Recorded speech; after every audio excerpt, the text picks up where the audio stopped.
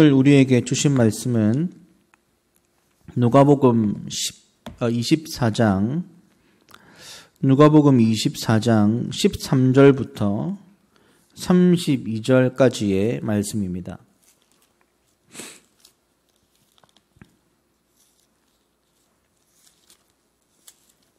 누가복음 24장 13절부터 32절까지 좀 말씀이 긴데요. 그래도 마음을 다해서 함께 한 목소리로 우리 읽도록 하겠습니다. 그날에 그들 중 둘이 예루살렘에서 25리 되는 엠마오라 하는 마을로 가면서 이 모든 된 일을 서로 이야기하더라. 그들이 서로 이야기하며 문의할 때에 예수께서 가까이 이르러 그들과 동행하시나 그들의 눈이 가려져 그인 줄 알아보지 못하거늘 예수께서 이르시되 너희가 길 가면서 서로 주고받고 하는 이야기가 무엇이냐 하시니 두 사람이 슬픈 빛을 띠고 머물러 서더라. 그 한 사람인 글로바라 하는 자가 대답하여 이르되 당신이 예루살렘에 체류하면서도 요즘 거기서 된 일을 혼자만 알지 못하느냐. 이르시되 무슨 일이냐. 이르되 나사렛 예수의 일이니 그는 하나님과 모든 백성 앞에서 말과 일에 능하신 선지자이거늘 우리 대제사장들과 관리들이 사형 판결에 넘겨주어 십자가에 못 박았느니라. 우리는 이 사람이 이스라엘을 속량할 자라고 바랐노라. 이뿐 아니라 이 일이 일어난 지가 사흘째요. 또한 우리 중에 어떤 여자들이 우리로 놀라게 하였으니 이는 그들이 새벽에 무덤에 갔다가 그의 시체는 보지 못하고 와서 그가 살아나셨다 하는 천사들의 나타남을 보았다 함이라. 또 우리와 함께한 자 중에 두어 사람이 무덤에 가 과연 여자들이 말한 바와 같음을 보았으나 예수는 보지 못하였느니라 하거늘 이르시되 미련하고 선지자들이 말한 모든 것을 마음에 더디 믿는 자들이여 그리스도가 이런 고난을 받고 자기의 영광에 들어가야 할 것이 아니냐 하시고 이에 모세와 모든 선지자의 글로 시작하여 모든 성경에 쓴 바 자기에 관한 것을 자세히 설명하시니라. 그들이 가는 마을에 가까이 가매 예수는 더 가려 하는 것 같이 하시니 그들이 강건하여 이르되 우리와 함께 유하시이다. 때가 저물어 가고 날이 이미 기울었나이다 하니 이에 그들과 함께 유하러 들어가시니라. 그들과 함께 음식 잡수실 때에 떡을 가지사 축사하시고 떼어 그들에게 주시니 그들의 눈이 밝아져 그인 줄 알아보더니 예수는 그들에게 보이지 아니하시는지라. 그들이 서로 말하되 길에서 우리에게 말씀하시고 우리에게 성경을 풀어주실 때에 우리 속에서 마음이 뜨겁지 아니하더냐 하고. 아멘. 오늘 예수님의 말씀 7번째 상처에 관하여 라는 제목으로 목사님 말씀 증거해 주시겠습니다.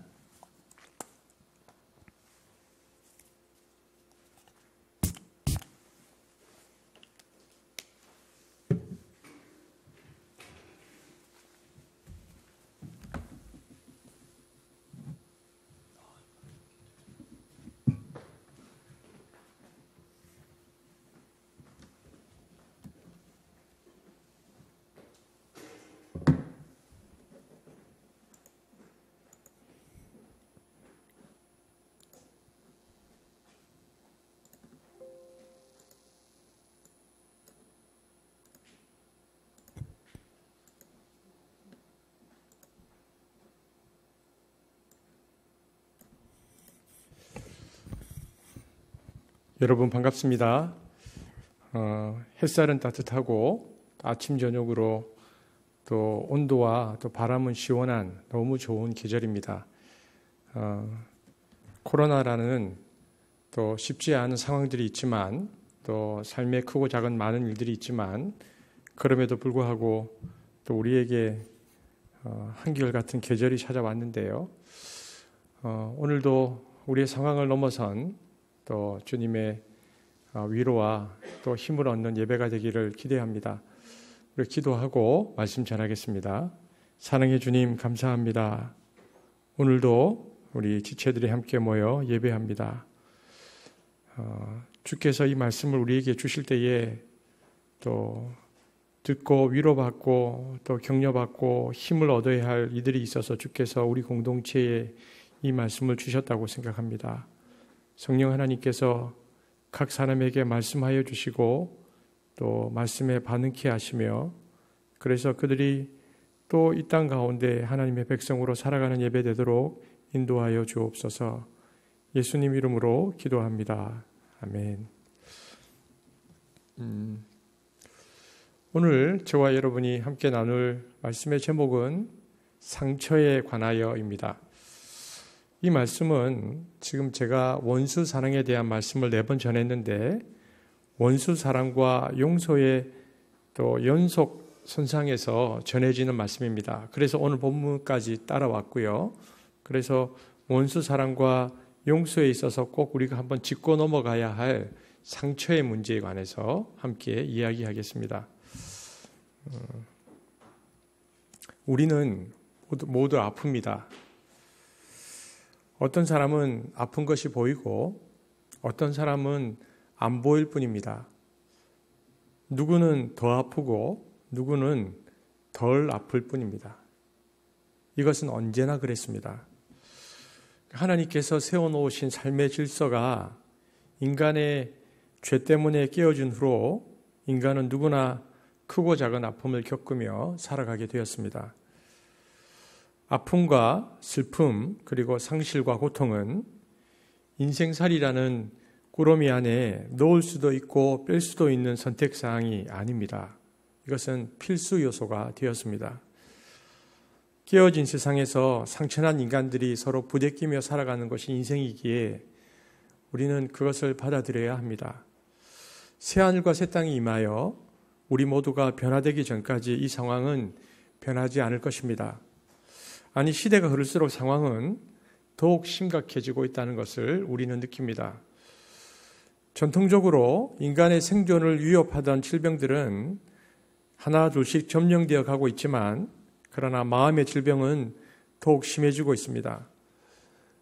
신경정신과 계통의 약물 판매량이 가파르게 치솟기 시작한 지 반세기가 훌쩍 넘었고요.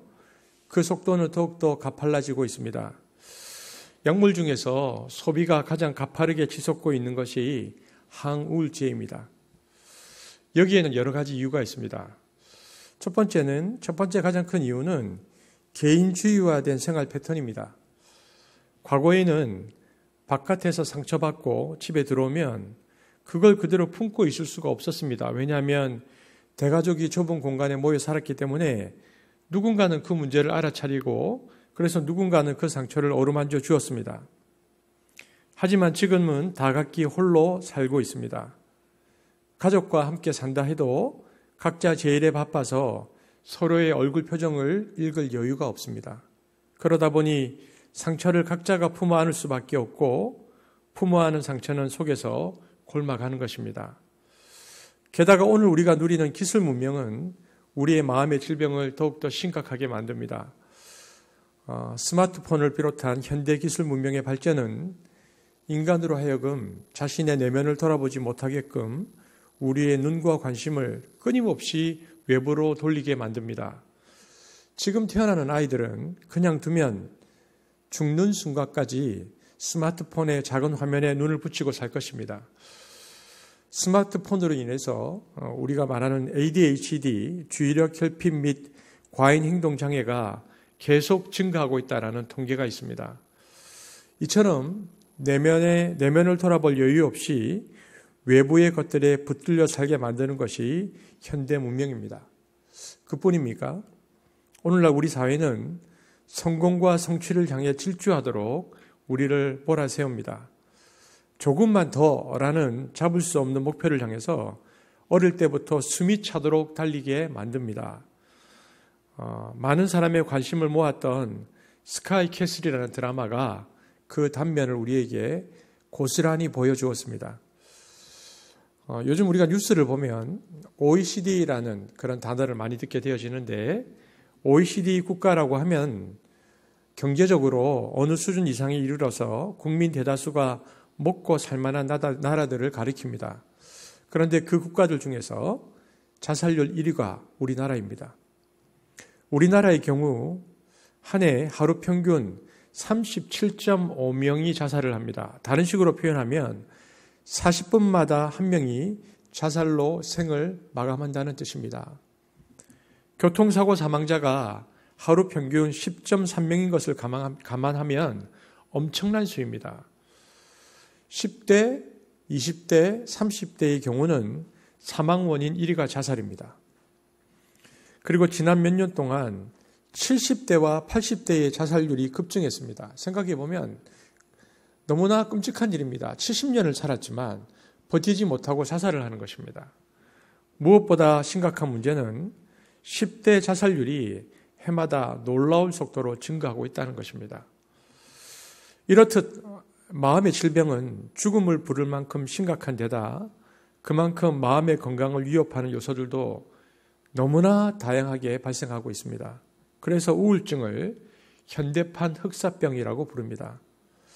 특별히 과거에는 우울증을 중년에 찾아오는 홍역이라고 생각했는데 지금은 10대와 20대까지 이 우울증이 확산되고 있습니다.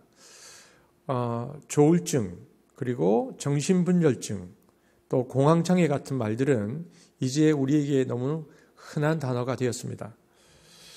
상황이 이러하니 우리가 늘 기억해야 할 것이 있습니다. 사람은 누구나 아프다는 것입니다. 이 사실만 기억해도 사는 것이 훨씬 수월해집니다. 제가 좀 더 구체적인 질문을 드려볼까요? 요즘 여러분을 힘들게 하는 사람이 있습니까? 여러분의 사랑의 한계를 거듭 시험하는 사람이 지금 있습니까? 용기를 내어서 대면하면 어김없이 얼음 같은 눈빛과 비수 같은 말로 여러분의 상처를 후벼 파는 사람이 여러분 주위에 있습니까? 우리가 그런 사람을 대면하지 않고 살면 좋겠지만 때로는 가정과 직장에서 혹은 교회에서 어쩔 수 없이 마주해야 하는 경우에는 매우 괴롭습니다. 그럴 경우에 우리가 어떤 생각을 해봐야 되는가? 저 사람도 아픈 사람이다. 혹은 얼마나 아프면 저럴까? 우리가 그렇게 한번 생각해 볼 필요가 있습니다. 왜냐하면 진실이 그렇습니다. 상처가 많은 사람일수록 다른 사람에게 상처 주는 말과 행동을 더 많이, 더 쉽게, 더 자주 하게 됩니다. 영성 작가 중에 리차드 로우라고 있습니다. 리차드 로우는 상처와 아픔에 대해서 우리에게 아주 귀한 교훈을 주었는데요. 상처는 전환되지 않으면 전이 된다라는 얘기를 했습니다. 여러분, 누군가가 치유되지 않는 상처 때문에 아픈 말과 행동을 나에게 할 때 그것을 나를 향한 공격이라고 받아들이면 그 사람의 상처가 나에게 그대로 전이 됩니다. 그러면 나도 그 사람과 동일한 행동을 하게 된다는 거죠. 하지만 그것이 그의 상처 때문이라고 생각하면 그 상처가 나에게 전이 되지 않습니다. 그리고 감당하기가 훨씬 쉬워진다는 얘기입니다. 그러나 반대인 경우도 있습니다. 치유되지 않은 상처를 차가운 눈빛과 거친 말로 드러내는 사람도 있지만 반대로 상처를 감추고 살아가는 사람도 많습니다. 내면에서는 상처가 골마서 푹푹 썩어가는데 겉으로는 너무나 괜찮은 사람으로 위장하는 것입니다. 여러분 주위를 한번 보십시오. 항상 웃는 사람들, 누구에게나 잘해주는 사람들, 어떤 일에도 분노하지 않는 사람이 그런 사람일 확률이 높습니다. 상처를 드러내는 사람들은 다른 사람들에게 고통을 주지만 상처를 감추고 사는 사람들은 그래서 자기 자신에게 고통을 가합니다. 자, 질문해 볼게요. 어떤 것이 더 좋을까요? 치유되지 않은 상태에서 나오는 말과 행동으로 곁에 있는 사람들을 힘들게 하는 것이 나을까? 아니면 치유되지 않은 상처를 품에 안고 스스로를 질식시키며 사는 것이 나을까? 둘 다 안 좋습니다. 둘 다 결국은 자신과 사랑하는 사람들 모두를 불행하게 만들기 때문에 그러합니다. 혹시 여러분의 자녀 중에 사춘기 혹은 청년의 시간을 지나면서 자꾸 말썽을 부리고 자주 심사를 뒤집어 놓는 아이들이 있습니까? 여러분 다행으로 여기길 바랍니다. 그 자녀는 지금 자기가 아프다는 사실을 알리고 있는 것입니다. 반대로 여러분의 자녀가 늘 착하고 늘 말을 잘 듣고 늘 고분고분하다면 여러분 오늘부터 다른 눈으로 그의 내면을 자세히 들여다보기를 바랍니다. 당신의 아내가, 남편이 혹은 여러분과 함께 일하는 사람이 그런 사람이라면 저 사람을 원래 그래 라고 생각하지 마시고 다시 한번 그 사람을 자세히 보기를 바랍니다. 언젠가는 흉한 모습으로 드러낼 상처를 품고 연극하고 있는지도 모릅니다. 때로 연극을 너무도 잘하는 사람들이 있습니다. 가까이서 수십 년을 산 사람도 눈치채지 못하도록 자신의 상태를 철저히 숨기고 사는 사람들이 있습니다. 그러다가 어느 날 말도 없이 곁을 떠나갑니다. 자, 사정이 이러하다면 다른 방법이 없습니다. 그냥 모두가 아픈 사람들이라고 생각하고 대해야 합니다. 우리가 사는 세상이 깨어진 세상이요, 우리와 함께 더불어 사는 사람들이 상처 입은 사람들이라는 것을 알 때에 우리는 서로를 보듬어 치유의 길을 찾을 수 있습니다. 이처럼 누구나 아프다는 사실을 아는 것만으로도 우리는 힘이 납니다. 그러므로 누구를 만나든 진실로 그 사람에 대해서 관심과 애정이 있다면 그 사람의 내면을 보려고 노력해야 합니다. 그것이 우울증이 현대판 흑사병이 된 이 시대를 살아가는 한 가지 지혜입니다. 그런데 여기서 우리는 한 걸음 더 나아가야 됩니다. 한 걸음 더 나아가서 우리가 알아야 할 것은 우리는 나도 아프다는 사실을 인정해야 합니다. 예수님은 다른 사람 눈에 있는 티를 보기 전에 자신의 눈에 있는 들보를 보라고 하셨습니다. 마태복음 7장 3절에서 5절 말씀을 함께 읽겠습니다. 시작. 어찌하여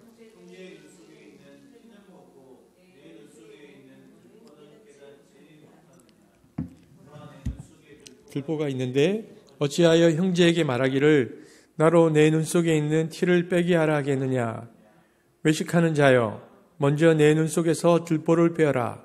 그 후에야 밝히 보고 형제의 눈 속에서 티를 빼리라. 여러분 이 말씀은요, 상처의 문제에도 그대로 적용되는 말씀이다라고 저는 생각합니다. 우리 중에 누구도 나는 아프지 않다고 말할 사람은 없습니다. 정도에 있어서 심한 사람이 있고 조금 가벼운 사람은 있지만 상처 없는 사람은 아무도 없습니다. 그러므로 내적으로 통합된 인간이 되려면 자신의 내면을 들여다보고 자신의 상처를 대면할 수 있어야 합니다.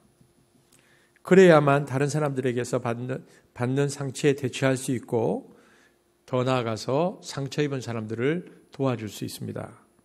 왜냐하면 내 안에 있는 상처가 치유되지 않으면 나의 상처를 노예의 얘기처럼 다른 사람에게 전이시키기 때문에 그렇습니다.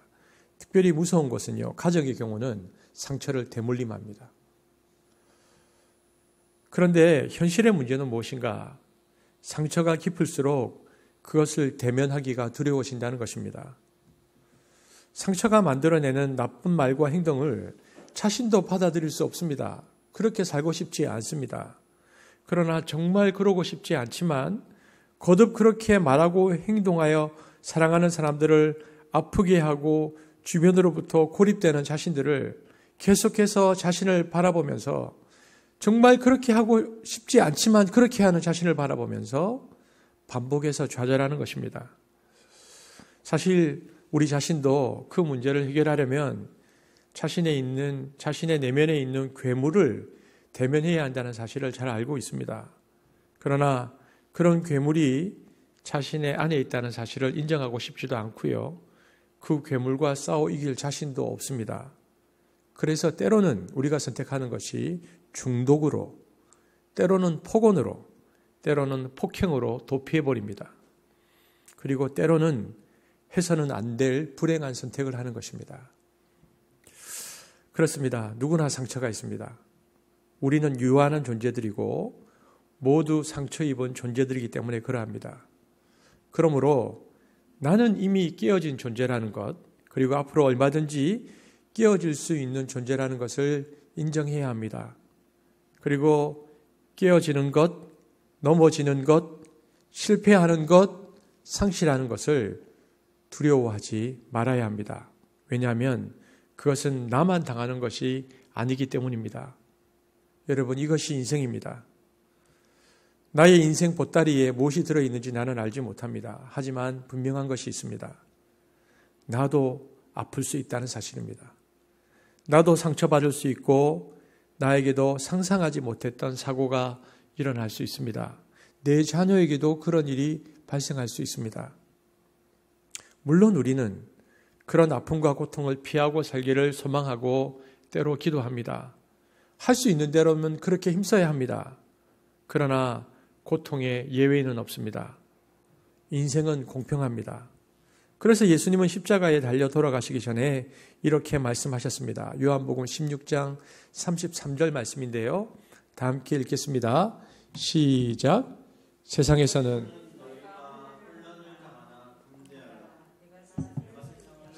여러분 이 말씀을 잘 보십시오. 뭐라고 말씀하셨는지. 너희는 세상에서 환난을 당할 것이다. 너희는 환난을 당한다는 것입니다. 그러나 용기를 내어라. 내가 세상을 이겼다. 예수님이 우리에게 주시는 승리는 상처와 아픔과 고통을 면제받는 길이 아닙니다. 그것은 장차 새하늘과 새 땅에서 일어날 일입니다. 이 땅에 발을 딛고 있는 한 우리는 상처받는 것을 그러므로 당연히 여겨야 합니다. 그리고 이미 받은 상처, 그리고 앞으로 받을 상처가 나를 지배하지 않도록, 나를 통해 다른 사람에게 전이되지 않도록 그 길이 무엇인가를 찾아야 합니다. 그것이 오늘 설교의 목표이기도 합니다. 이를 위해서는 두 가지가 필요합니다.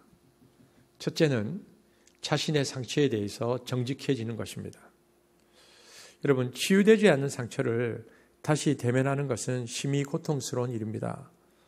실수와 실패, 학대, 차별, 다툼, 그리고 버림받음, 또 사랑하는 사람을 잃은 아픔, 그 상처가 무엇이든 그것을 다시 들추어 마주보기란 엄청나게 힘이 듭니다. 그리고 그것을 들춰볼 때 일어나는 수치심, 후회, 모멸감, 절망감, 분노들의 감정들은요, 감당하기가 어렵습니다. 그래서 우리는 그것을 외면하거나 억누르거나 정당화하려고 합니다. 그러나 여러분, 치유되지 않는 상처는 그대로 사라져주지 않습니다. 끌어안고 치유되지 않는 한 상처는 언제까지나 남아서 우리를 괴롭힙니다. 진정한 해결을 원한다면 그래서 그것을 마주대하고 품어안고 눈물로 녹여내지 않으면 안 됩니다. 여러분, 눈물은 그래서 치유의 물입니다. 아플 때 아프다고 말하고, 외로울 때 외롭다고 말하고, 우려할 때 울라는 말입니다. 그것이 자신의 상처에 정직해지는 길입니다. 그래야만 상처가 치유될 수 있습니다. 여러분, 강해지려고 하다가 결국 부러지고 마는 경우가 많습니다. 여러분, 가정에서 혹은 직장에서 그 받는 모든 상처를 묵묵히 감당하면서 이를 악물고 속으로 쌓아놓으면요, 잘 버티는 것 같죠. 결국 그것으로 인해서 어느 순간 부서집니다. 부러집니다. 그러므로 우리 모두는 때로 아이처럼 주저앉아 울 필요가 있습니다. 여러분은 요 근래에 어린아이처럼 운 적이 있습니까? 여러분, 그러려면 자신을 너무 몰아세우면 안 됩니다. 우리는 그렇게 강한 사람들이 아닙니다. 그리고 그렇게 강해질 필요가 없습니다. 약해져야 할 때 약해지는 것이 진실로 강한 것입니다. 여러분, 강해져야 한다는 강박관을 가지고 살아오신 남자들 특별히 명심할 필요가 있습니다. 남자는 눈물 흘리면 안 된다. 여러분, 이런 말에 속지 마십시오. 약해지기를 여러분 두려워하지 마십시오. 여성분들 중에서도 이런 분이 계십니다. 어릴 때부터 가장 노릇을 할 여성들이 있을 것입니다. 무책임한 아버지, 무책임한 남편 때문에 그래서 살아내고 지켜내기 위해서 강해진 여성들입니다. 그래서 몇 갑절의 책임감을 가지고 인생과 세상의 파도에 지금까지 잘 맞서 싸워왔습니다. 하지만 자신을 너무 과대평가하지 마시기를 바랍니다. 이 말은 자신의 연약함을 받아들이라는 말입니다. 때로는 무너져 내려 통곡해야 합니다. 때로는 절망하고 절규해야 합니다. 그것은 약한 것도 아니고 불신앙적인 것도 아닙니다. 내면에 있는 상처가 말과 행동을 통하여 다른 사람에게 전이되지 않도록 하기 위해서는 자신의 상처에 정직해지는 것 외에는 방법이 없습니다.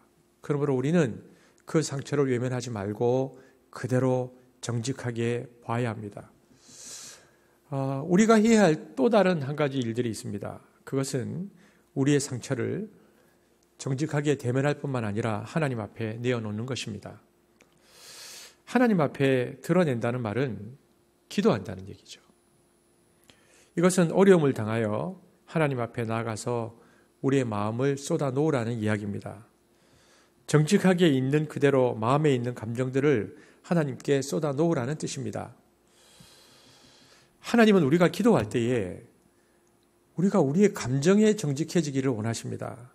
통곡해야 할 때 통곡하고, 원망이 치밀어 오를 때 원망하고, 쓴물이 올라올 때 그 쓴물을 뱉어내기를 원하십니다. 우리는 시편을 통해서 이러한 기도를 배울 수 있습니다. 시편에는 우리가 살아가면서 경험할 수 있는 모든 상황과 그 상황에서 느낄 수 있는 모든 감정들이 다 들어 있습니다. 찬양과 감사의 기도, 탄식과 절망의 기도, 심지어는 원망과 저주의 기도까지 들어 있습니다. 여러분, 그 기도들을 우리가 소리내어 읽는 것은 마치 누군가가 내 곁에서 나를 대신해 기도해 주는 것과 같습니다. 이런 점에서 매일 시편 한 편을 소리내어 읽는 것은 아주 좋은 영성생활입니다. 이는 우리 마음에 주는 영양제와 같습니다. 특히 관계 문제로 어려움을 겪을 때는 이 기도 방법이 놀라운 힘을 발휘합니다. 하나님은 위장된 찬양과 감사를 원치 않으십니다. 우리는 하나님 앞에 마음을 쏟아놓고 나서야 비로소 감사하고 찬송할 수 있습니다. 그럴 때 하나님은 우리의 마음을 위로하시고 새롭게 하십니다. 그래서 우리가 오늘부터 기도할 때에 중고심에서 벗어나서 맺힌 한을 풀고 싶다는 바람을 하나님께 정직하게 말씀드릴 필요가 있습니다. 성급하게 용서하겠다는 결심이 앞설 필요가 없습니다. 다만 미움이라는 악순환에서 벗어나고 싶다는 결심을 하나님께 표시하십시오. 피 흘리는 상처에 날마다 미움의 물을 주면서 화병에 걸리고 암에 걸려 더 이상 억울하게 살고 싶지 않다는 소망을 하나님께 말씀드리십시오. 그리고 진정으로 미움의 운동장에서 벗어나고 싶다고, 더 이상 나의 억울함을 사람들에게 호소하면서 동정을 구하며 살고 싶지 않다고 하나님께 말씀드리십시오. 제가 좋은 방법 하나를 말씀드리겠습니다. 여러분 집에 있는 베개 있죠? 푹신한 베개. 그 베개 하나 가지고 십자가 앞에 앉는 것입니다. 십자가 앞에서 기도하는 것인데요. 나에게 상처를 준 상대방에게 맺힌 분노와 적개심과 한을 강렬하게 표현하십시오. 구태여 적절한 말을 고리로 할 필요가 없습니다. 입에서 나오는 대로, 가슴에서 나오는 대로 뱉으십시오. 여러분 욕을 해도 됩니다. 사람들은 거룩한 십자가 앞에서 그렇게 한다는 것을 상상하지도 못하고 익숙하지도 못하다 말하는데요. 하지만 모든 것을 받아주시는 그분 앞에서 격한 감정과 부정적 감정을 있는 그대로 표현하는 가운데 우리 마음은 점점 순화되어 갈 것입니다. 분노가 극에 달하고 참기 어려우면 그때 주먹으로 옆에 놓아둔 베개를 치는 겁니다. 상처에서 치유되려면 화를 노출하는 용기가 반드시 필요하다는 것을 명심하십시오. 여러분 십자가 앞에서 기도했는데도 상대방을 미워하는 마음이 계속 남아있다고 놀라거나 실망할 필요가 없습니다.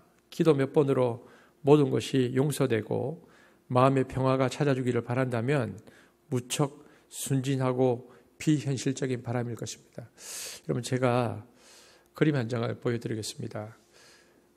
토마스 블랙쉐어의 포 기본이라는 작품입니다. 여러분 저는 이 작품은 저에게 있어서 개인적으로는 굉장히 중요한 작품입니다.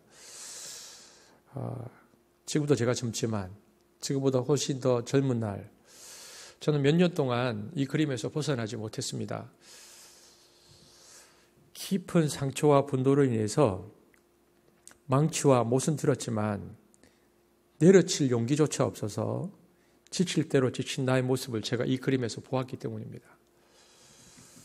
무엇보다 이 그림의 제목, 용서라는 단어가 저를 계속해서 몇 년 동안 이 그림 속에 저를 묶어두었습니다.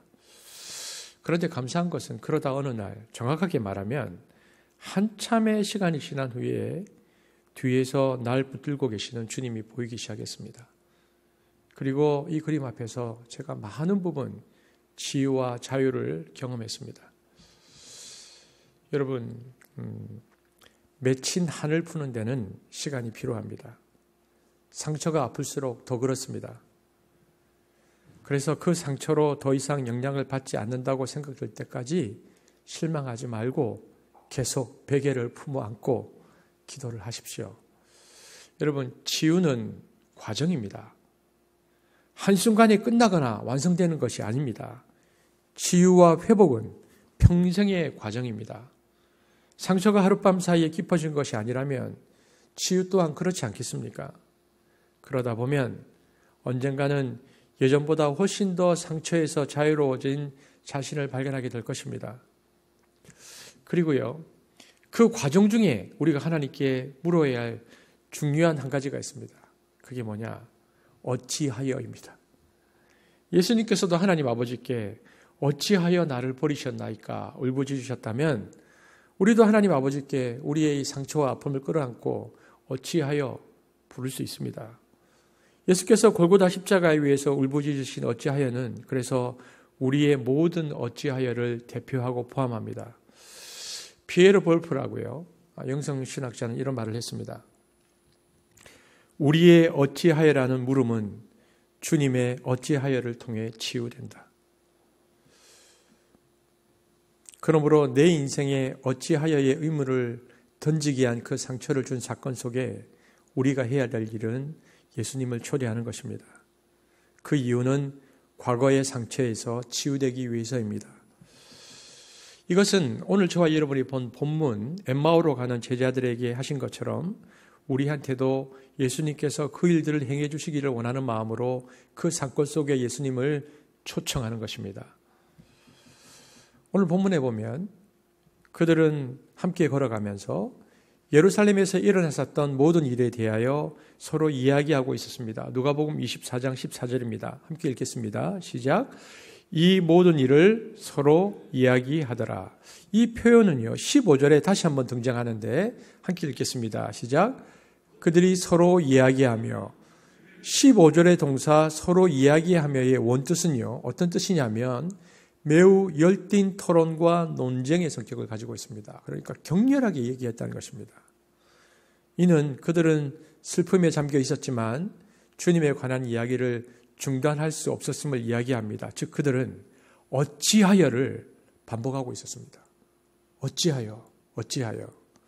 그들은 주 예수 그리스도의 체포와 죽음과 매장 그리고 그의 시신의 분실에 관한 이야기 때문에 낙심하고 두려워했고요. 그래서 자신들 인생 가운데 찾아온 이해할 수 없는 이 절망과 실망감으로 어찌하여를 중단할 수 없었다라고 본문이 말하고 있습니다. 그들의 얼굴에 나타난 표정을 누가가 이렇게 묘사합니다. 슬픈 빛을 띠고 17절 한번 읽어볼까요? 시작. 예수께서 이르시되 너희가 길 가면서 서로 주고받고 하는 이야기가 무엇이냐 하시니 두 사람이 슬픈 빛을 띠고 머물러 서더라. 이는 이 슬픈 빛을 띠고라는 것을 통해서 이는 그들이 얼마나 낙심했는지를 보여줍니다. 그런데 예수께서 두 사람의 어찌하여에 개입하십니다. 너희들이 무슨 말을 하느냐? 오늘 본문에 보면 17절과 19절에 보면요, 두 번에 걸쳐서 무슨 일이냐고 물으십니다. 자, 여러분, 왜 그러셨을까요? 주님이 제자들의 아픔과 상처를 모르실까요?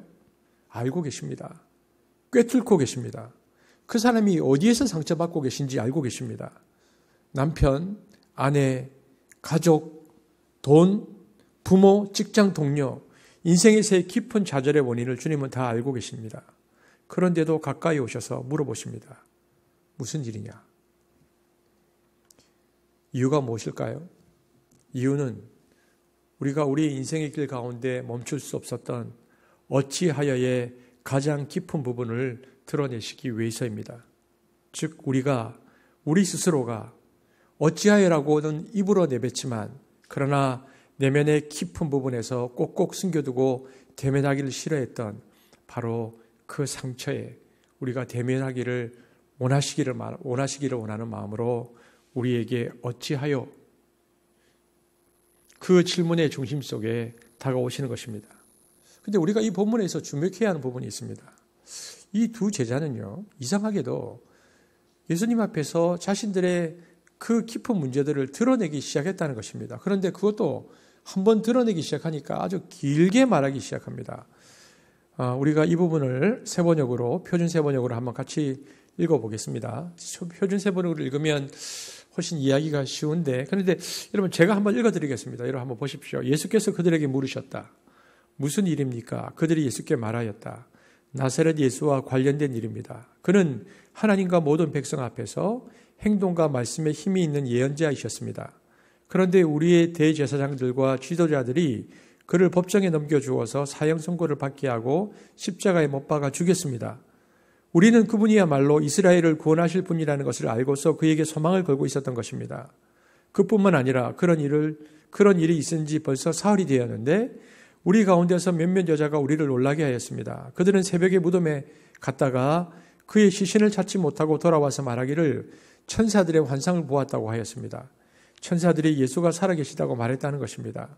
그래서 우리와 함께 있던 몇 사람이 무덤에 가서 보니 그 여자들이 말한 대로였고 그분을 보지 못하였습니다. 이들은 최근에 그들이 겪었던 모든 고통을 다시 한번 아직 예수님인지 모르는 어떤 그분에게 이야기하기 시작했습니다. 두 제자는 등에 짊어진 무거운 짐을 부리듯이 자기들의 가슴을 짓누르고 있는 그 우울한 심사를 나그네에게 털어놓습니다.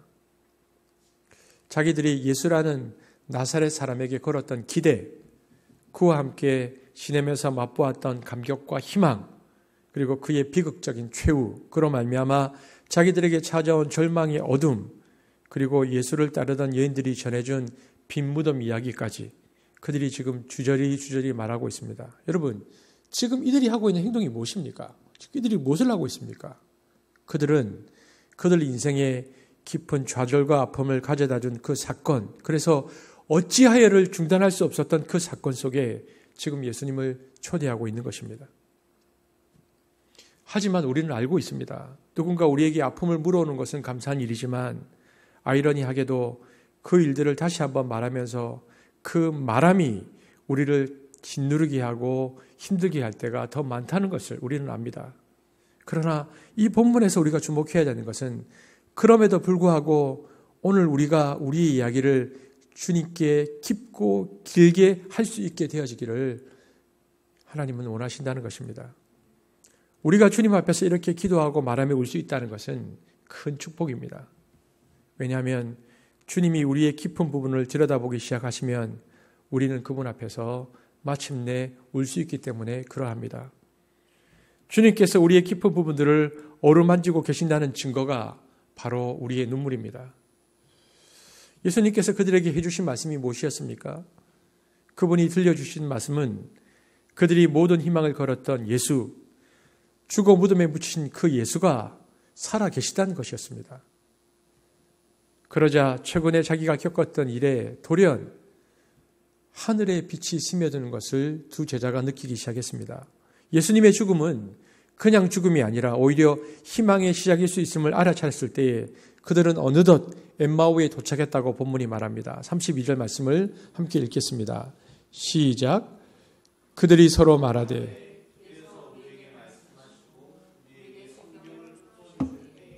우리 속에서 마음이 뜨겁지 아니하더냐 하고, 성경은 예수께서 말씀하실 때에 그들은 마음속에 뭔가 새로운 것이 임한다는 것을 체험했다고 합니다. 근데 밖에서 들어온 것이 아니고 안에서 생겨난 불로 마음이 뜨겁게 타는 것 같았다. 즉 예수님은 그들 안에 불씨를 당기셨습니다. 말로 설명할 수 없지만 너무 분명한 그 실체는 그래서 그들의 우울과 상처를 삼켜버리고 맙니다. 누가는 32절에 보면 그들이 깨달았다 혹은 빛을 보았다라고 말하지 않았습니다. 그들 속에서 마음이 뜨거웠다고 말합니다.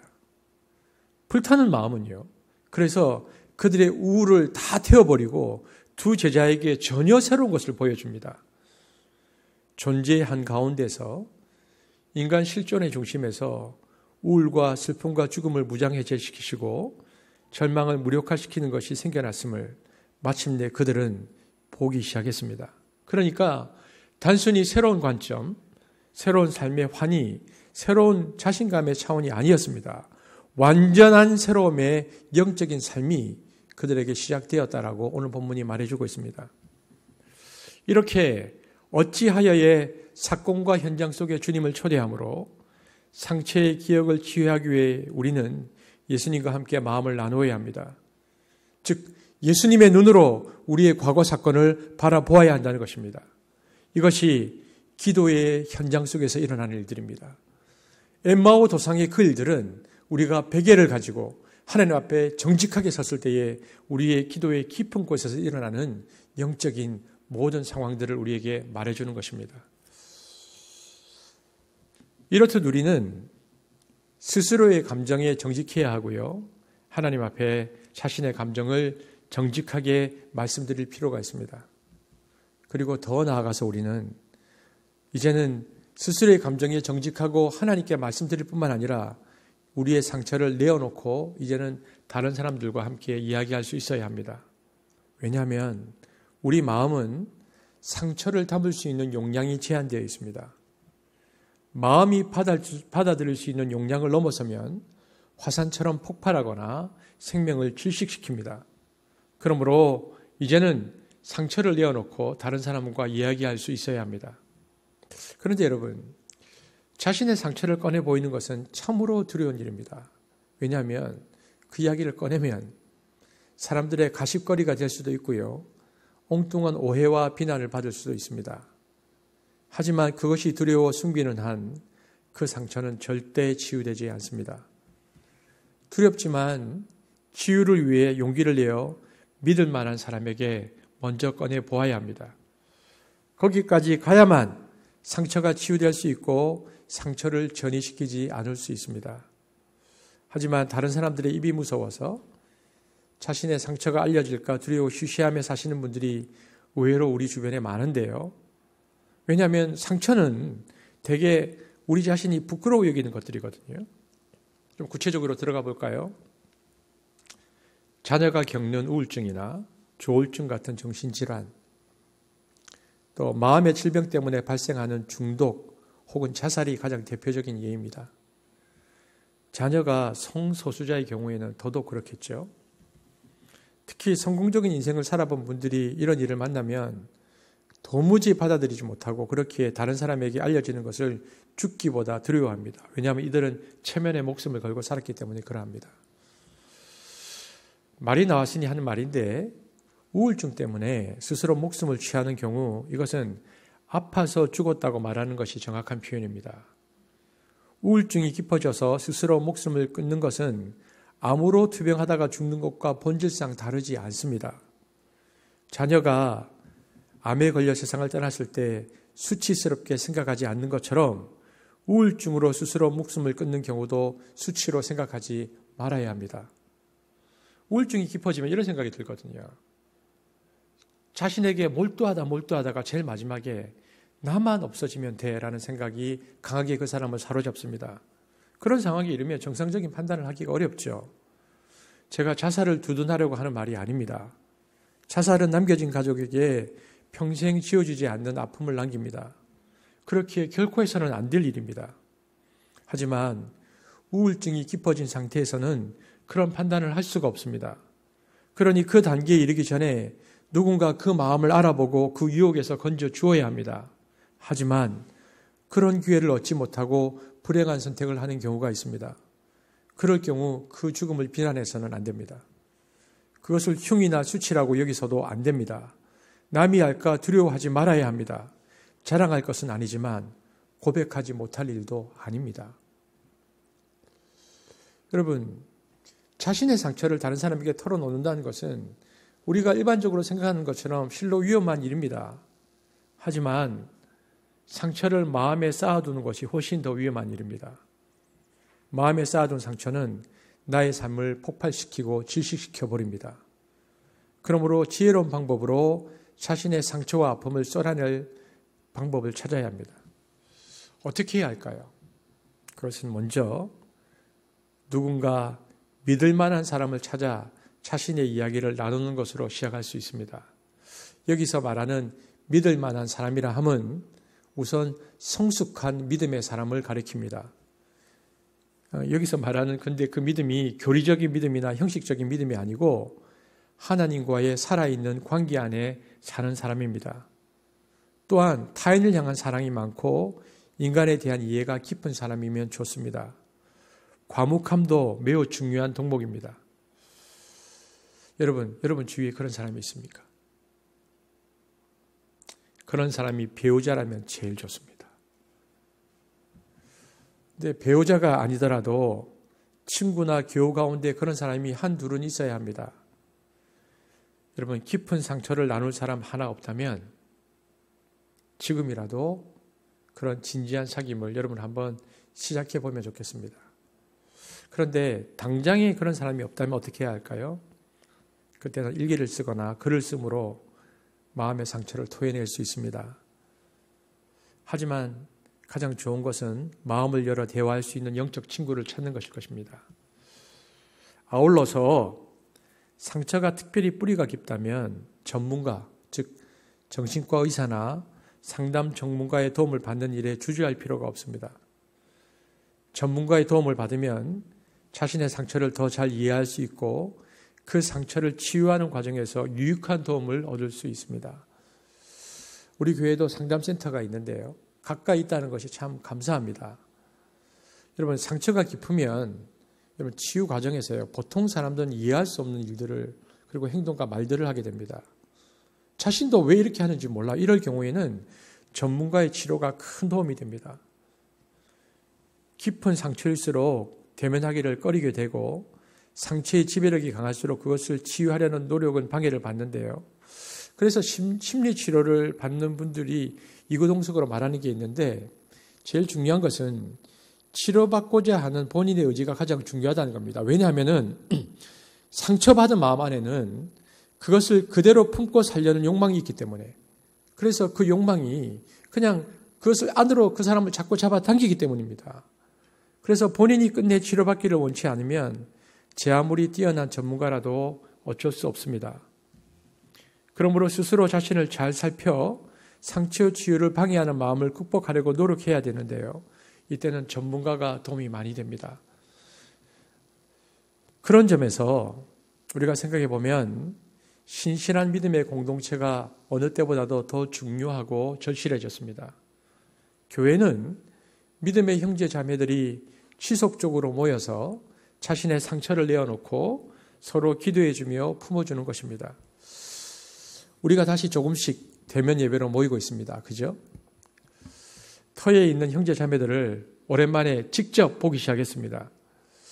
여러분, 직접 보았을 때의 터 모임에서의 가장 핵심은 뭘까요? 우리가 보통 줌으로 많이 모이잖아요. 줌으로 보면 그 사람의 표정이 잘 안 읽혀요. 그리고 여러분 줌으로 보면 신기한 게 뭡니까? 저는 제가 제 얼굴을 그렇게 오랜 시간 동안 본 적이 없거든요. 근데 줌을 보면 제가 자꾸 제 얼굴을 보게 돼요. 그런 경우가 없는데. 여러분, 그런데 직접 모이잖아요. 직접 모이면 딱 들어오는데 그 줌에서 볼 수 없는 뭐니까 다른 사람의 안색이 보여요. 안색이 보이면 그리고 형편이 어떻는지 물어보는데 그래 지나가는 말로 어떻게 지냈어요 얘기하는데 그 사람이 안색이 어두워진다든지 주르륵 눈물을 흘리면 때로는 자기 삶의 이야기를 하기 시작하면 어려움들을 이야기하면요. 우리는 그때 바로 그 사람 옆에 앉아야 됩니다. 그리고 바로 그 사람 앞에 앉아야 됩니다. 앉아서 그 사람 이야기 들어보아야 하고 귀를 기울여야 합니다. 그러려고 우리가 모이는 것입니다. 그 상담 치유자의 레리 크랩은 그래서 영혼을 세우는 관계의 공동체라는 책에서요.